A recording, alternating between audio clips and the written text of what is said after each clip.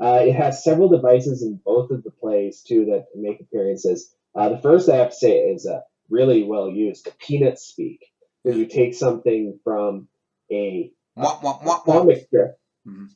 a Yeah. comic strip, and that's used for a humorous device, the Mwah Mwah speak, Yeah. where the students are listening to their teacher and all they hear is Mwah Mwah Mwah Mwah Mwah. Yeah. But you use that and you put it in a serious context. Yeah. And it's also combining silent cinema too, where the actors who will have to speak like this will have to emote Yeah. certain things that the audience will then see and get from even without understanding the words. And I would prefer actually that you give options that the producers can use, but I would prefer the moi moi speak in it. I think that it's used, it has an interesting juxtaposition throughout the whole play where it's slightly humorous, but also it works within that confine.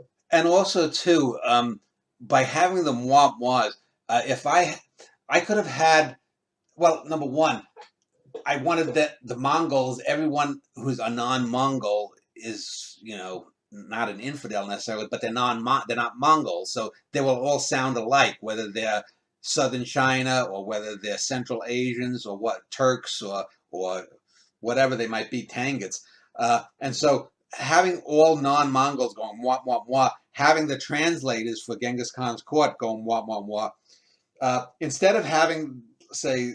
Uh, uh, you know, the translator asks so and so about this, and the character says, instead of having that in stage directions and having the actors, flush it out for themselves, by having them go the mwah mwah mwah, it emphasizes it. Plus, if let's say I have the translator have 3 lines of mwah mwah, and the prisoner or whoever's being spoken to go have just a line or 20 lines, it gives a sense where for the actors to know, oh, this character says this. Now I'm going to come on and be 4 times as long. So it allowed this. If I was an actor, I'd actually love to have that kind of freedom because uh, you can imagine what you have far more authorial control handed over to you. And this is something that I do in a lot of plays, is that I leave a lot of it up to the actors and the stage director in various different ways. This is just the latest iteration of that.